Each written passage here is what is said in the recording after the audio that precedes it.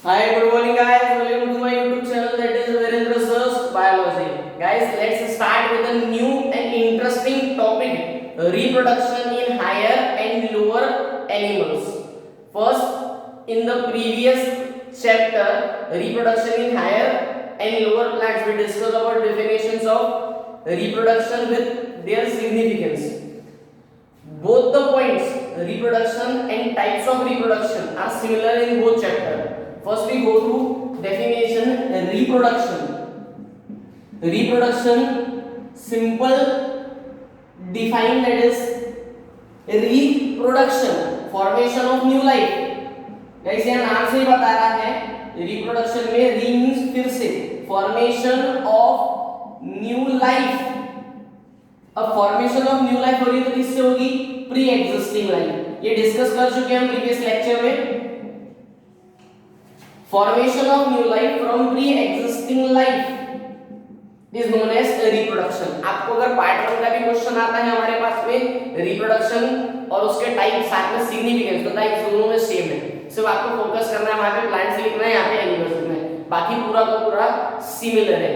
Next जो lecture बनेगा हमारे पास से उसमें आपको याद रखना आपके पास में हमारे क्लासेस के नोट्स रखेंगे आप, तो उससे कैसा पूरे के पूरे क्वेश्चन वाइज हम पढ़ते भी चलेंगे. यहाँ पे टॉपिक क्लियर होते हैं, वहां पे आपका प्रिपरेशन स्टार्ट हो जाएगा. ये वाले लेक्चर में आपको नोट्स की नीड नहीं है, आप बुक लेके बैठिए, लेकिन नेक्स्ट लेक्चर में आप नोट्स अपने साथ में कैरी कीजिए. देन अगर बात करूं मैं रिप्रोडक्शन की, तो रिप्रोडक्शन में आपने डिफाइन बता दिए. Formation of new life from pre existing life is known as reproduction. It consist of two types. First is asexual reproduction and another one is sexual reproduction. Guys मैं इसके difference आपको पूरा clarify कर चुका हूं, वही लेक्चर पे आपको दोनों के डिफरेंस आपको याद है. सिर्फ मैं डायरेक्ट पॉइंट बता रहा हूं आपको. अगर मैं बात करूं एसेक्सुअल रिप्रोडक्शन की, तो यहां पे क्या होता है? Single parent can be involve, यहां पे टू पेरेंट्स. उसी के बाद अगर मैं बात कर रहा हूं तो यहां पे फर्टिलाइजेशन नहीं होगा, एब्सेंस ऑफ फर्टिलाइजेशन, लेकिन यहां पे फर्टिलाइजेशन होगा. यहां पे गैमेट्स का फॉर्मेशन नहीं होता, यहां पे गैमेट्स का फॉर्मेशन होता है.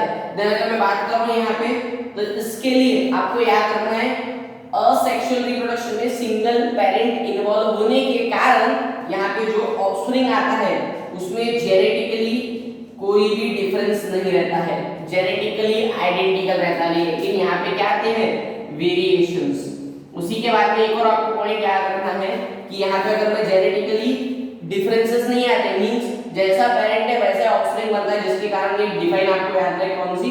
Clone formation. इतने आपके पास में डिफरेंस है, और बहुत सारे डिफरेंस हम डिस्कस कर चुके गाइस, वो पूरे डिफरेंस आपको नोट डाउन करना है. यहाँ तक कि हमारे पास में रिप्रोडक्शन और उसके दो टाइप है. मेजर अगर मैं बात कर रहा हूँ रिप्रोडक्शन के इंपॉर्टेंस गाइस, तो इंपॉर्टेंस कौन कौन से रिप्रोडक्शन के? पहला आपको पता है रिप्रोडक्शन से क्या होता है? Formation of new life. आपको मेजर पॉइंट याद रखना है. फर्स्ट आपका फॉर्मेशन ऑफ न्यू लाइफ होता है. दूसरा उसी के बाद में अगर कोई ऑफस्प्रिंग, जैसे कि सपोज करके चलो कोई भी स्पीशीज, ह्यूमन की स्पीशीज, अगर ह्यूमन की स्पीशीज रिप्रोडक्शन करना बंद कर दे, सपोज नहीं करने वाली हो, पता है सभी को, ठीक है. अगर मैं बोल रहा हूं कि ह्यूमन की स्पीशीज रिप्रोडक्शन की प्रोसेस स्टॉप कर दे, तो पूरे के पूरे ह्यूमन बींग्स क्या हो जाएंगे? जितने हैं कांस्टेंट हो जाएंगे. तो न्यू लाइफ फॉर्म होगी क्या? नहीं, मतलब कंटिन्यूएशन नहीं रहेगा स्पीशीज का. तो रिप्रोडक्शन से एक और एडवांटेज है कि कंटिन्यूएशन होता है स्पीशीज का, मतलब कंटिन्यूएशन ऑफ स्पीशीज. उसी के बाद में बात करो कोई भी एंडेंजर्ड स्पीशीज है, जैसे कि आपने 10th स्टैंडर्ड में पढ़ा है एंडेंजर्ड स्पीशीज के बारे में, एंडेंजर्ड, रेयर, ये सब स्पीशीज के बारे में आपने सुना है.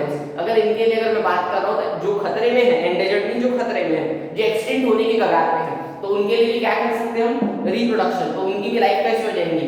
एक्सटेंड वाली लाइफ भी कायम आ जाएगी कंटिन्यूएशन में. देन उसी से क्या आता है? डार्विन की थ्योरी का 10th स्टैंडर्ड. डार्विन ने बोला था रिप्रोडक्शन करो, चेंजेस लाओ, मॉडिफिकेशन करो, देन क्या होगा? आपका सर्वाइवल फॉर द फिटेस्ट. तो यहाँ पे आपको पता पड़ रहा है रिप्रोडक्शन का एक और सिग्निफिकेंस है क्या? फॉर्मेशन ऑफ न्यू लाइफ हो गया, continuation of species, continuation of endangered species. Then आपका 5th पॉइंट चेंजेस लाने के लिए, वेरिएशंस लाने के लिए. 5th पॉइंट क्या था आपका? Major point. अगर चेंजेस आएंगे तो गाइस क्या होगा? इवोल्यूशन आएगा. तो ये सब इसके क्या है? सिग्निफिकेंस और इंपॉर्टेंस. क्वेश्चन आता है define reproduction, distinguish between types of reproduction और सेक्सुअल और asexual reproduction with their significance. तो ये क्वेश्चन आप कंफर्म पकड़ के चलो आपके पेपर के हिसाब से। देन अगर मैं बात कर रहा हूं भी हायर एंड लोअर ऑर्गेनिजम्स के हिसाब से हमें पढ़ना है पूरा चैप्टर। देन हमारे पास में स्टार्टिंग में आपको मेजर याद रखना है कि वहां पे एक वर्ड लिखा है क्लोन फॉर्मेशन। तो डिफाइन क्लोन फॉर्मेशन अगर आया तो वहां पे आपको याद रखना है कि जब असेक्सुअल रिप्रोडक्शन होता है तो एग्जैक्टली सिमिलर कॉपी बनती है पेरेंट्स की, किसके समान, डॉटर की किसके समान, पेरेंट्स के समान, तो उसको क्या बोला जाता है, clone formation, identical formation. Then इसी के बाद में आपके पास एक और वर्ड आपको फोकस करना है, मैं बात कर रहा हूं जेनेटिकली सिमिलरिटी। तो ये भी किसमें से जाए, जेनेटिकली आइडेंटिकल कहां पे बनता है, असेक्सुअल रिप्रोडक्शन। कैसे हमने प्लांट्स वाले चैप्टर में पढ़े हैं कौन सा, एपोमिक्सिस, याद आ रहा है आपको गाइस, एपोमिक्सिस मींस क्या, it is a type of asexual reproduction जहां पे क्या रहता, single parent can be involve, वहां पे formation of gamete and fertilisation नहीं होता। लेकिन यहाँ पे एक वर्ड आपको मेजर याद रखना है, जो सेक्सुअल रिप्रोडक्शन होता है इसके लिए एक वर्ड है एम्फीमिक्सिस।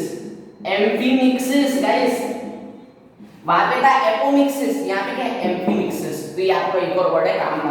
डिफाइन एम्फीमिक्सिस आएगा, आपको क्या लिखना है, define sexual reproduction, the process in which fusion of one male gamete with another female gamete, या तो two parents can be involved for the process of fertilization। यहाँ पे आपको डिफाइन लिखना है formation of gametes and formation of gametes तो क्या होगा, fusion। तो कौन सी प्रोसेस, fertilization की प्रोसेस। तो आपको ये लिखना है एम्फीमिक्सिस में। तो यहाँ तक कि हमारा इंट्रोडक्शन है पूरे चैप्टर का। देन हम स्टार्ट करते हैं हमारा फर्स्ट जो टॉपिक है आपके बुक के हिसाब से। फर्स्ट टॉपिक दिया है जेमियल फॉर्मेशन, देन बर्डिंग एंड रीजनरेशन। तो ये तीन मेजर आपके पास में दिए हुए हैं। इसी के पहले वहां पे कैन यू रिकॉल में क्वेश्चन पूछे गए हैं, वो आपने 10th स्टैंडर्ड में पूरे पढ़े गए। 10th स्टैंडर्ड में आप पढ़ के आए हैं टॉपिक, यही हमको कंटिन्यू करना है। हम फर्स्ट देख रहे हैं, आपके पास में डायग्राम दिख रहा है जेम्यूल फॉर्मेशन का। हाँ, इसमें हमारे पास में सेकंड है हमारा जेम्यूल फॉर्मेशन। यहाँ से हमारा टॉपिक एग्जैक्टली स्टार्ट हुआ है। ये तीन जो दिए, पहला दिया है हमारे पास में जेम्यूल फॉर्मेशन, दूसरा हाइड्रा और रीजनरेशन। इन तीनों में से गाइस एक क्वेश्चन आ सकता है आपके पेपर पॉइंट ऑफ व्यू से। देन हम अगर बात करें जेम्यूल फॉर्मेशन, तो ये सिर्फ आपको अच्छे से पहले तो मेजर याद रखना किसमें होता है, ये होता है phylum Porifera. Phylum Porifera guys सुना हुआ वर्ड है, कहां पे पढ़े हमने 10th स्टैंडर्ड में पढ़ा है चैप्टर नंबर 6 में फाइलम पॉरीफेरा। पॉरीफेरा पोर्स, दो पोर रहते थे, inner pore, outer, osculum, ostia, याद आ रहा है, बिल्कुल वही वाला है। उसमें एग्जांपल था स्पॉन्जेस, तो बस वो आपको याद रखना। स्पॉन्जेस में क्या होता है गाइस, प्रोडक्शन होता है mass of cells, dormant cell. Dormant mean कौन सा, मैंने पता है इसके पहले आपको, डोरमेंसी पीरियड, जहां पे क्या होता है, under unfavourable condition, means atmospheric condition ऐसी रहती है जिसमें क्या नहीं हो सकता, ग्रोथ नहीं हो सकती, उसको क्या बोलते हैं, डोरमेंट पीरियड। आ रहा है गाइस याद आपको, बस वो याद है। अब पहले तो आप बोलिए सर जेम्यूल मतलब है क्या, तो जेम्यूल क्या है आपको याद रखना है, internal bird formed only in sponges. Human में क्या होता है, जैसे कि ह्यूमन मेल में स्पर्म का सिक्रीशन होता है इंटरनली, वैसे ही कौन सा, असेक्सुअल रिप्रोडक्शन में जो स्पॉन्जेस जाता है, जो पॉरीफेरा जाता है, स्पॉन्जेस क्या करता है, खुद अपने बर्ड फॉर्मेशन करता है, जिसको बोला गया जेम्यूल। जेम्यूल मींस क्लियर हो गया, जो स्पॉन्जेस छोटे से बर्ड फॉर्म करते हैं इंटरनली, उसको बोला जाता है जेम्यूल। आपको क्लियर हो गया। देन इंटरनल जब बर्ड हो रहा है तो एक समय ऐसा आ गया कि बर्ड बहुत सारे फॉर्म हो गए और ग्रोथ रुक गई है, वो पीरियड को क्या बोलेंगे, डोरमेंसी पीरियड। आपको याद रखना कौन सा, डोरमेंसी। अब बहुत सारे हैं तो क्या हो गया, मास बन गया। मास मतलब क्या, एग्रीगेशन। एग्रीगेशन किसका हो गया, डोरमेंट सेल का। लेकिन कंडीशन अभी कैसी है, डोरमेंट सेल मतलब अनफेवरेबल कंडीशन, ग्रोथ हो पाएगी क्या गाइस, नहीं होगी गाइस। तो जब ग्रोथ नहीं हो रही है, लेकिन कुछ समय बाद में जब फेवरेबल कंडीशन आएगी, फेवरेबल कंडीशन में स्पॉन्जेस को क्या लगता है, सबसे पहले आप बोलोगे सर वो पॉरीफेरा, तो उसको वाटर लगेगा, क्योंकि वाटर इनलेट आउटलेट रहता है उसके पास में, तो उसको मेजर लगता है वाटर और साथ में लगता है temperature. For the favourable condition it require water as well as temperature. जैसे ही वाटर और टेम्परेचर उसको मिल रहा है तो वो फेवरेबल कंडीशन में आता है। अनफेवरेबल कंडीशन से क्या में कन्वर्ट होगा, फेवरेबल कंडीशन में। और जो अंदर में जितने भी आर्चोसाइट्स, जितने भी बर्ड्स ये आर्चोसाइट्स मींस बर्ड्स ही है, जेम्यूल वाले अंदर के। तो ये जो बर्ड्स इसने फॉर्म किया था, ये देखो मास एग्रीगेशन ऑफ सेल, ये क्या होते हैं, बाहर रिलीज होते हैं। आपको बस इतना सिंपल सा, आपको बहुत सिंपली मैंने बताया आपको क्या होता है। स्पॉन्जेस क्या करते हैं, स्पॉन्जेस इंटरनल बर्ड सीक्रेट करते हैं जिसको बोला जाता है क्या, जेम्यूल। अब ये क्या होते हैं, बहुत सारे फॉर्म होते हैं, तो पूरा सेल पूरा का पूरा फिलअप हो गया, तो फिलअप होने के बाद में इनकी ग्रोथ रुक जाती है, क्योंकि अभी ये डिवाइड नहीं हो सकते। डिवाइड अगर हो गए तो वो पूरा बर्स्ट हो जाता है सेल, तो डिवाइड होना बंद कर देते, मतलब ग्रोथ रुक गई, मतलब डोर्मेंसी पीरियड। फिर जब फेवरेबल कंडीशन आएगी, वाटर टेम्परेचर, तो जो अंदर के आर्चोसाइट्स थे वो क्या होते हैं, रिलीज होते हैं बाहर। जब ये रिलीज हुए बाहर, ये फिर से न्यू इंडिविजुअल में क्या हो गए, कन्वर्ट हो गए, फिर से ये सेम बॉडी बनाएंगे, देन फिर से फॉर्मेशन करते रहेंगे। गाइस आपको इतना याद रखना है कि जो आर्चोसाइट्स रहता है, इसको हार्ड थिक कवरिंग रहती है, जिसको बोला जाता है अमीबोसाइट। अमीबोसाइट, बस ये आपको बॉडी याद रखना है, आपके बुक में दिया हुआ ऊपर से चौथी लाइन में, जेम्यूल फॉर्मेशन की amoebocyte. The secretion of hard और thick covering is known as amoebocyte which cover archaeocytes. तो आर्चोसाइट्स के दो लेयर रहते हैं, इनर और आउटर। इनर और आउटर को मिला के वो जो वर्ड बना के उसको बोला अमीबोसाइट्स। तो ये आपको इतना याद रखना है। माइक्रोफाइल ऊपर रहता है, ठीक है, यहाँ तक के आपका स्ट्रक्चर याद रखना है, जेम्यूल फॉर्मेशन। एक बार हमें रीड कर लेते फटाफट। तो देखो इंटरनल बर्ड फॉर्म हुआ, ठीक है, स्पॉन्जेस में। स्पॉन्जेस क्या करते हैं, प्रोड्यूस मास और aggregation of dormant cell. Dormant cell को ही क्या बोला जाता है, archaeocytes. Archaeocytes capable of developing into new organism. लेकिन कब, अनफेवरेबल कंडीशन से कब गए वो, जब वो अनफेवरेबल कंडीशन में थे तो उन्होंने मास बना लिया। वैसे जैसे ही उसको क्या मिल गया, वाटर प्लस टेम्परेचर, तो वो कौन सी कंडीशन में आ गए, फेवरेबल कंडीशन। तो फेवरेबल कंडीशन में आने के बाद में ये सेल से क्या हो गए, रिलीज होना चालू हो गया आर्चोसाइट्स, और ये आर्चोसाइट्स किस में डेवलप हो गए, न्यू इंडिविजुअल। तो एग्जांपल हमारे पास में दिया हुआ है पॉन्जेगा। तो यहाँ तक कि हमारे पास में फर्स्ट हमारा topic gemmule formation, guys easy है, ये वन के लिए इंपॉर्टेंट है। देन सेकंड हम देख रहे हैं हमारा हाइड्रा। हाँ गाइस, तो यहाँ पे हमारे पास में सेकंड है जेम्यूल फॉर्मेशन के बाद में बडिंग इन हाइड्रा। अब बडिंग इन हाइड्रा आपने भी सुना है इसके पहले, और बडिंग इन ईस्ट, ये दोनों चीजें सुना है गाइस आपने। दोनों का डिफरेंस आपको पता है क्या, 10th के सिलेबस के हिसाब से।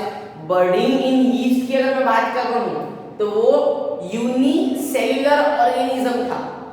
कौन, yeast. Yeast is a unicellular organism, fungi में आता है। एक और बात बता दूं, अच्छी नोट करके रखो, जितने भी फंगाई है ना, जितने भी फंगाई है सभी के सभी मल्टी सेल्युलर है, एक्सेप्शन है सिर्फ यीस्ट यूनिसेल्युलर है। और जो क्या करता था, बडिंग, बर्ड फॉर्मेशन करता था। आपने पूरा पढ़ा है बर्ड फॉर्मेशन इन यीस्ट, ये भी पढ़ा है आपने बडिंग इन हाइड्रा। सिर्फ हम सिर्फ रिकॉल करना है, ये पूरा पढ़ चुके हैं आप। बडिंग इन हाइड्रा की अगर मैं बात कर रहा हूँ सबसे पहले, तो पहले हम बात कर लेते हैं बडिंग मींस क्या, बर्ड्स का फॉर्मेशन होना, जिसमें क्या होता है, पेरेंट के बॉडी में ही। ये हम सिंपल सा एग्जांपल लिए थे हाइड्रा के लिए, दिया गया, अच्छे से सुन लो, बहुत इजी है बडिंग इन हाइड्रा। एक हमारे पास में पेरेंट बर्ड रहता है, बर्ड है। ये बर्ड में क्या होता है, ये जब अच्छा ग्रो हो जाए, मैच्योर हो जाए, मैच्योर होने के बाद में ये एक डेवलप करता है न्यू बर्ड को अपने बॉडी के सरफेस पे ही। बेसल पार्ट बोलेंगे आप, नीचे वाला जो बेस पार्ट है, यहाँ पे डेवलप करता है बर्ड। बर्ड का डेवलपमेंट होने के बाद में जो नया बर्ड निकला वो खुद क्या होगा कि मैच्योर होगा, ग्रो होगा, मैच्योर नहीं होगा सॉरी, ग्रो होगा वो। देन जब वो ग्रो होगा तो ग्रो होते समय क्या डेवलप करते हैं वो, टेंटेकल्स। एक समय ऐसा आएगा कि पूरा अच्छे से क्या हो गया, फुल्ली मैच्योर्ड हो गया, टेंटेकल्स ग्रो होने के बाद में। मैच्योर्ड होने के बाद में क्या होता है, ये जो हमारा पेरेंट सेल है, तो पेरेंट सेल से बेबी मींस हमारे पास में जो बर्ड है, ये बर्ड क्या हो जाता है, यहाँ से डिटैच्ड हो जाता है। मींस यहाँ में हमारा जो बर्ड था वैसे का वैसा, और वहां से क्या खत्म हो गया, हमारा जो न्यू बर्ड अराइज हुआ है वो क्या हो गया, सेपरेट आउट हो गया। तो सिंपल सी प्रोसेस है बर्डिंग इन हाइड्रा। तो देखते चलो हम एक्सप्लेनेशन देखते। सबसे पहले अगर मैं बात कर रहा हूँ तो सिंपल मेथड है इसका, असेक्सुअल रिप्रोडक्शन। किसमें होता है, जनरली अगर बात करो तो कॉलेंट्रल्स, जैसे कि हाइड्रा हो गया, दूसरा एस्केडियंस में होता है। देन मैं बात करता हूँ अकरिंग कब होता है, ये कब अगर होता है, under favourable condition. Unfavourable condition तो होगा ही नहीं है। देन हम अगर बात करें हाइड्रा की, तो सेम मैंने जो भी एक्सप्लेनेशन दिया है आपको लिखा हुआ है। Small outgrowth is produced, small outgrowth is produced toward basal end. Basal end पे क्या होता है, नया बर्ड ग्रो होता है। बर्ड ग्रो होने के बाद में टेंटिकल्स डेवलप होते हैं, अच्छे से पूरे ग्रो होते हैं। पूरा का पूरा डेवलपमेंट के बाद में क्या होता है, न्यू इंडिविजुअल का ग्रोथ होता है। तो सिंपल सा प्रोसेस था गाइस बर्डिंग इन हाइड्रा। तो यहाँ तक क्या आपका बर्डिंग इन हाइड्रा है। देन हम पढ़ रहे हैं हमारा नेक्स्ट रीजनरेशन। हाँ गाइस वहाँ पे आपको ब्लू बॉक्स दिख रहा है, वहाँ पे डू यू नो वाला लिखा हुआ है, वहाँ पे रीजनरेशन। रीजनरेशन तो ये बहुत ही इंपॉर्टेंट है, ह्यूमन बॉडी में भी रीजनरेट होता है। साथ में एग्जांपल आपको मैं पहले 10th वाला बता देता हूँ। आपने पढ़ा है रीजनरेशन इन प्लेनेरिया। प्लेनेरिया जो कहाँ पे रहते हैं, सॉइल की इसमें प्रेजेंट रहते हैं। ये क्या करते हैं, अपने बॉडी को एक कंडीशन में आके बीच से बाइसेक्ट कर देते हैं। सेंटर से बाइसेक्ट करने के बाद में ये above body and lower body दोनों सेपरेट होगी। देन ये दोनों खुद से ही क्या कर देती है, रिमेनिंग पार्ट, जैसे कि इतना पार्ट यहाँ से कट हो गया है, देन वो नीचे का पार्ट डेवलप करके न्यू इंडिविजुअल बना देता है। सेम यहाँ पे भी नीचे का पार्ट वैसे का वैसा अपर पार्ट को क्या करता है, डेवलप करता है और न्यू इंडिविजुअल बना लेता है। तो सिंपल प्रोसेस होती है रीजनरेशन की। एक क्वेश्चन आता है, why regeneration is not known as reproduction. समझे guys, why regeneration is not known as regeneration. ठीक है, आपको ये याद रखना है, रीजनरेशन को रिप्रोडक्शन क्यों नहीं बोला जाता है। इसमें तो फॉर्मेशन ऑफ लाइफ है, लेकिन यहाँ पे सिंगल बॉडी का स्प्लिट होता है, ये आपको याद रखेगा। इसी के बाद में आप लोग सर ह्यूमन बॉडी में भी काम है, बिल्कुल काम है। हमारे बॉडी में हम अगर कहीं गिर गए, ठीक है, यहाँ पे अगर स्क्रैच आ गया कुछ और थोड़े दिनों के बाद में यहाँ पे कौन सी ब्राउन कोड आती है, देन वो फिर से रिपेयर एंड रीग्रोथ होती है। हमने कुछ किया क्या, रिप्रोडक्शन किए, यहाँ के जो सेल थे वैसे के वैसे रीजनरेट हो गए, तो इसको बोला जाता है रीजनरेटर। मतलब ह्यूमन में वुंड एंड हीलिंग की जो प्रोसेस है, वाउंड जिसको बोला जाता है, तो वो प्रोसेसिंग के लिए आपके ह्यूमन में भी रीजनरेशन होता है। देन एग्जांपल ले लो लिजर्ड का, उसकी अगर पीछे की जो टेल है ना वो अगर कट गई, देन वो फिर से क्या होती है, रीजनरेट। तो ये सब रीजनरेशन के एग्जांपल है। इसी के बाद में आपको थोड़ा सा जो कैन यू रिकॉल था ना ऊपर में, वो रिवाइज कर लेते हैं। हमने 10th स्टैंडर्ड में पढ़ा है कि असेक्सुअल रिप्रोडक्शन दोनों में होता है, यूनिसेलुलर एनिमल्स में भी होता है, मल्टीसेलुलर एनिमल्स में भी होता है। सिर्फ उसको एग्जैक्ट पढ़ना है आपको। बाइनरी फिजन, यूनिसेलुलर हमने पढ़े थे, binary fission in amoeba, euglena, paramecium. Paramecium की जो चप्पल स्लीपर लाइक शेप रहता था। देन मल्टीपल फिजन भी किस में होता था, अमीबा में। बडिंग किस में होता है, yeast, budding in yeast. Then अगर मैं बात कर रहा हूं इसकी मल्टीसेलुलर एनिमल्स की, तो मल्टीसेलुलर में हमने 5 पढ़े थे, इन सभी में एक डिफरेंस है। पांचों में एक मेजर ऑड वन आउट है, तो उसमें से कौन सा है, वेजिटेटिव प्रोपेगेशन। क्योंकि वेजिटेटिव प्रोपेगेशन कहां होता है, प्लांट्स। और ये हमने पूरा का पूरा डिटेल स्ट्रक्चर पढ़ चुके हैं वेजिटेटिव प्रोपेगेशन। कहां पे, चैप्टर नंबर 1 में। हमारे जो प्रीवियस लेक्चर है, जिसने वो लेक्चर नहीं देखा है, डिस्क्रिप्शन में लिंक दी है, आप उसको देख लीजिए लेक्चर को। इसी के बाद में मैंने बताया आपको बायोलॉजी का जो पेज है मेरा इंस्टा पे, Virendra sir 99 biology, Virendra sir 99 biology, उसको आप फॉलो करो। जितने भी बायो के इंपॉर्टेंट पॉइंट्स हैं नीट के लिए, एंट्रेंस एग्जाम के लिए, उसको फॉलो करते रहो गाइस। देन मैं बात करूं मल्टीसेलुलर की, तो फ्रेगमेंटेशन इज स्पाइरो का आएगा, रीजनरेशन हमने अभी डिस्कस किए, budding in yeast and budding in hydra भी हो गया हमारा। देन स्पोर फॉर्मेशन, तो यहां तक के हमने पढ़े थे कहां पे, 10th स्टेट बोर्ड में। गाइस यहां पे क्वेश्चन याद रखेंगे, बाइनरी फिजन 3 इसमें होता था, अमीबा, यूग्लिना एंड पैरामोशियम। तो इसमें अमीबा में कौन सा होता है, सिंपल बाइनरी फिजन, यूग्लिना में लॉन्जिट्यूडनल एंड पैरामोशियम में ट्रांसवर्स बाइनरी फिजन। इसकी मैंने स्टोरी बना के दिया है आपको। एशिया में इलियाना डूसुजा आई थी पीटी कंपटीशन की, वहां पे होस्ट करने, इलियाना पीटी कंपटीशन को होस्ट करने आई थी कहां पे, एशिया में। Amoeba simple binary fission, euglena longitudinal binary fission and paramecium transfer binary fission. ये क्वेश्चन आया हुआ एक बार नीट के पेपर में कि euglena perform dash type of transfer section, longitudinal section of multiple fission, पूरा अच्छे से आया हुआ है। तो यहां तक कि हमारे पास में पूरा का पूरा एनिमल्स का हो गया। देन गाइस उसके बाद में हमारा 2.2 जो है सेक्सुअल रिप्रोडक्शन, ये सब हमने असेक्सुअल रिप्रोडक्शन पूरा डिस्कस करके खत्म कर दी। अब इसके बाद में जो नेक्स्ट लेक्चर बनेगा, इसके बनेगा सेक्सुअल रिप्रोडक्शन। तो सेक्सुअल रिप्रोडक्शन में हमें हमारा पढ़ना है, मींस ह्यूमंस का पढ़ना है। गाइस बहुत ज्यादा इंटरेस्टिंग चैप्टर है, पूरा का पूरा आपका नॉलेज अच्छे से बिल्डअप होगा, पूरे कॉन्सेप्ट क्लियर होंगे। सिर्फ आपको क्या करना है, सब्सक्राइब करना है वीरेंद्र सर बायोलॉजी, अच्छे से फोकस करो, सब प्रोसेस होंगी। ह्यूमन में टेस्टिस पढ़ने वाले हम, फीमेल में ओवम के बारे में पढ़ने वाले, दोनों के बीच में फर्टिलाइजेशन कैसे होता है, कैसा बेबी डेवलप होता है, पूरी पे पूरे प्रोसेसिंग। उसी के बाद में अगर अनवांटेड प्रेगनेंसी हो रही है तो उसके लिए टर्मिनेशन करना पड़ता है, तो बर्थ कंट्रोल पिल आती है, कॉन्ट्रासेप्टिव डिवाइस, कॉन्डोम्स वगैरह, ये सब हमें पढ़ना है गाइस। तो लेक्चर बहुत ज्यादा इंटरेस्टिंग है गाइस, बहुत मजा आने वाली है। सिर्फ एक ही काम करो, अच्छे से फोकस करो, देन हम बात करेंगे हमारा नेक्स्ट लेक्चर जो आएगा उसमें आगे का लेक्चर डिस्कस करेंगे। ठीक है, थैंक यू।